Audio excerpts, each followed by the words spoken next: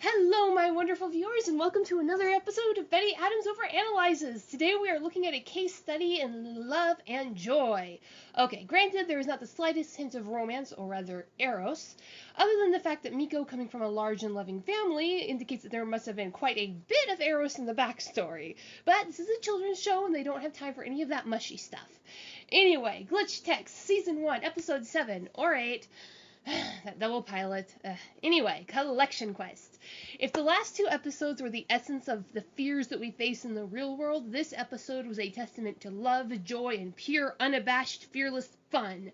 The first note that I noticed in this symphony of wholesomeness was joy. I cannot tell you how much I appreciated this episode. If the last episode was set to trigger all of my silly little irrational irritations, this episode seems to have been perfectly written to give me the most possible enjoyment, because I love seeing characters having fun. And these characters aren't just having a good time, they are reveling in the kind of systemic whole-body enjoyment of life that only comes from a joyful and heart. Don't get me wrong, the creepy undertones of the past several episodes are still here, but they are not the point of this episode. They are only the framing. Whatever kind of Matrix-like dystopia these kids live in, they have found the eternal secret to being happy in any and every situation. The second thing I noticed in this episode was this show has very good lawyers. At least I hope they do.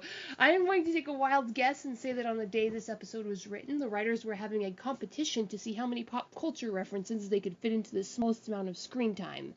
There were references to almost all of my favorite franchises from this century, the last, and a couple centuries before that. There were references to IRL memes that have haunted the internet since its inception, and again, the creators reach outside of usual media in a very meta way to generate these memes. I couldn't even begin to list all of the geeky references, and I wouldn't want to spoil most of them for you, my wonderful viewers, but there are two that I just can't resist mentioning. These are two of those almost disturbing IRL memes. When I was back in my single digits, I won't tell you how long ago that was, my mom found an actual PC, an honest-to-goodness personal computer at a yard sale, this manifestation of modern technology. Again, I won't tell you what year it was, but in that day and age, a computer was a find.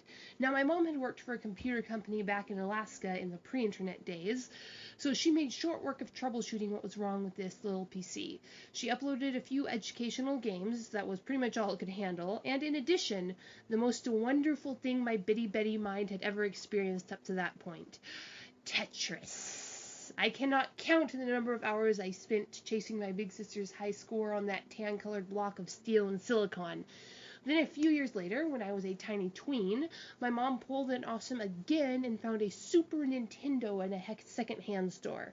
Ah, the Mario and the Duck Hunt we played. Mom was a leg jumper. Every time she made Mario jump, her right leg would jerk up in sympathy with the character on the screen. I spent dozens of hours, again, chasing my sister's high score. Until one day, the internet was born and memes began to reproduce. One of the older memes was a recognition of something kind of odd, kind of amusing. Back in the day when I first got my grubby little hands on a Nintendo system, and I was a couple years late to the game, there was no functional internet. There was no Google, to be sure. However, I, like every other kid I knew how to fix a malfunctioning game by yanking the cartridge out and blowing into it. You know, the thing you're absolutely not supposed to do. Now, the current theory is that we all learned this at school, but I was homeschooled.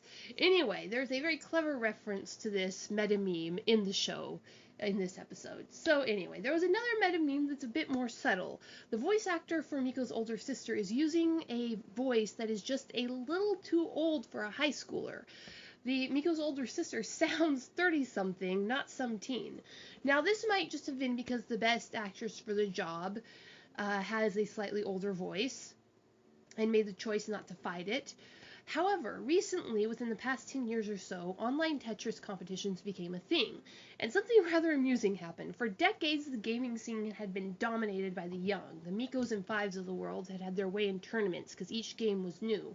But these Tetris tournaments were different. Tetris belongs to the elder generation, not these upstarts. This was a game when it was the only game we had access to. We played it on every device imaginable under conditions you would never dream of in this day and age.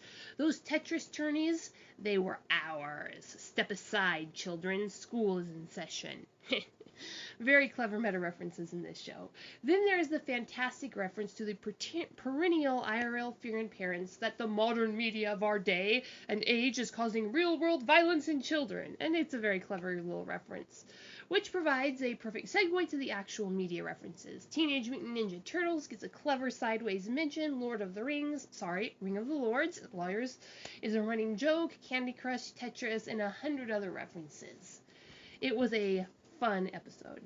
However, despite getting bonked with the cardboard tube of nostalgia at every turn, the real theme of this episode, as I said at the beginning, is love. All three of the non-romantic love types appear in brilliant relief. There is storge, or the love between friends, aplenty. This is very heavily anime influenced, so it's no surprise that the Greek form, or the concept of storge, shows up a lot because it is the driving force behind the anime concept of the namaka, the love and bond of friendship between co-workers, fellow students, or members of a five-man band. So of course it's there between Miko and Fives, but there is so much more. Take Bergie, an excellent example, one of the glitch techs who'd been turned to stone in the castle crawl. He is not really Miko and Five's inner circle friend, but the way they interact shows that they do have the beginnings of that growth that will turn into true friendship if properly nurtured. I cannot tell you how much I love this dynamic. In so much modern media, there is this sad trope in which the lowest ranked male in the series is far too often shown as undeserving of love. This might sound a little extreme, but I stand by my observation. So many shows create an unsympathetic character and then create horrible situations to torture him with, because, after all, he deserves it. After all, he was created to deserve it. Lowbrow creators play on the theme of petty vengeance and cheap satisfaction. They often prevent vicious revenge on children, boys, as justified because this boy child was presented in this unsympathetic way. In one instance, I remember clearly being repulsed by many years ago, a grown adult arranged a situation wherein a boy who wasn't even a teen yet was exposed to the whole school in abject humiliation just because he had been mildly aggressive to another boy of the same age. It was grossly disproportionate revenge, and had it happened in real life, the adult authority figure who arranged it would have been tried for child abuse. But the show writers presented it as if it was simple payback and perfectly justified. It didn't even occur to them that anyone in the audience would object to the criminal mistreatment of a character just because he was disagreeable. This was an extreme example of it, but it is a running trope in far too many shows, unfortunately. A running trope that glitch techs avoids with better than I've seen any other skill. And boy, and howdy do the glitch tech creators blast that vile trope back to the sewage pit it crawled out of. In any lesser show, Bergie would have been one of these outcast souls. Just as Miko's nerdy brother had all of the visual codes of an evil antagonist, but turned out to be normal and bland, Bergie has all the visual markers of someone to be despised.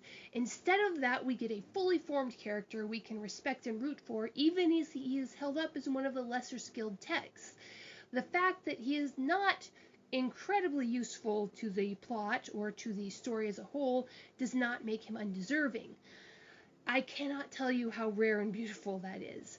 He is clumsy, socially awkward, a little slow with the quips. He even has a slight speech impediment. He has various physical tics that tell of anxiety and physical weakness. However, for each of these superficial cues, he has some underlying virtue that makes him a good tech. He is shown to be clever, patient, loyal. He is, in short, worthy of friendship, worthy of respect, worthy of the storge love that he has with Fives and Miko. And that is just beautiful. In addition to this storge or friendship love, there is the brotherly or rather sisterly filial love between Miko, her sister, and their mother. Again, there is a series of moral flaws in each character and a series of physical weaknesses. Again, each character is shown as deserving of love and respect, not just despite these flaws, but perhaps even because of these flaws. It is shown that these flaws has no connection with how they should be treated. Even better, there was no attempt to demonize the antagonist, to make a cheap two-dimensional villain out of some petty high school rival. The real enemy wasn't even the vague system that frightened the sister. It was her fear itself, fear that was driven out by sisterly love. On another side note, this was clearly written by someone with sisters. No one could write the dynamic between Miko and her sister that well without having experienced it for themselves. When the older sister had the "get that out of your mouth" moment, I nearly choked on my laughter. Every big sister has been there. Get that out of your mouth. I'm sure my big sister went there too. And this led to the real moral of this episode. Here again the show shines. In any other cartoon, this would have been a heavy-handed narm fest, a My Little Pony or Care Bear style of preachy lesson. But Glitchtex handles it with sardonic grace. The lesson is simple. Letting the fear of social judgment control you just makes you miserable and weak. You should do what you know to be right fearlessly and let the social judgment fall where it may. Whatever you do, own it. Own your actions. Own the things that give you joy. Own your own interests. Not only will this free you emotionally, but merely by showing the courage this requires, you can deflect the worst of the social judgment before it even forms in the minds of the mob. These mobs can sense fear. They sense it and they go after that perceived weakness. These mobs ignore the bold and strong. What I appreciated most about this was that the writers, instead of just focusing on the negative side of the lesson, ended it on a note of joy, on the positive side. The vast majority of people want to laugh with you far more than they want to laugh at you. Maybe even they only laugh at you as a result of their suppressed desire to laugh with you. If you offer up your honest joy and delight on the altar of your social group, you will find so many more people willing to share your joy than are willing to crush it.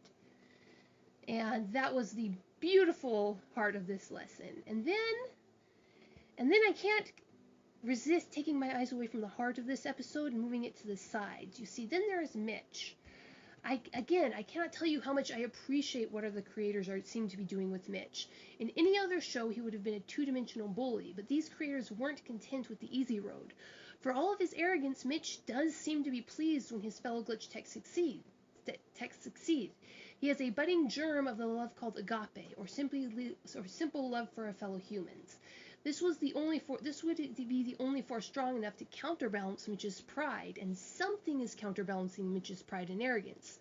In the overall context of the show, it is a small thing, but it is clearly there. It would be so easy to make a character like Mitch a simple antagonist, to make him a complete jerk, to make him entirely unlikable and only redeem him through the violence he is able to wield in combat against the glitches.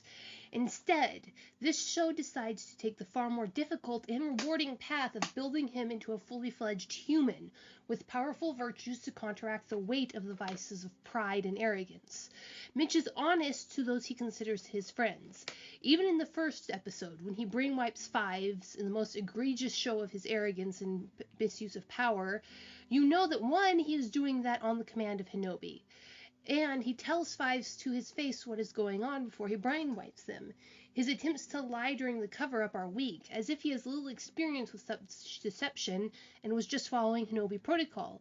Even when Mitch launches out on his own to lie and to steal the spaghetti, it is a petty theft, and he is clearly inexperienced at this, as if he were just really falling into the vice now. And then you have his virtues. Trust. Mitch trusts his team. Specifically, he trusts his team who has earned that trust. Zahara and the other team member. He literally lets Zahara manhandle him without complaint when it's necessary. And when he ignored her, he only put his own life at risk. He stood up in front to take the blast from the Cthulhu glitch. Mitch never endangered anybody else by ignoring Zahara's suggestions. Mitch genuinely seems to see the other Glitchtex, even Fives and Miko, who he should have a grudge against, succeed. He wasn't angry or resentful when when Fives and Miko and Bergie came back with the massive amount of XP, just surprised and mildly annoyed that his boast had fallen flat, that somebody had stolen his punchline. Mitch wasn't even repulsed when Bergie physically leaned on him to boast of their defeat of the boss, and Mitch acknowledged the achievement with honesty, if not perfect grace.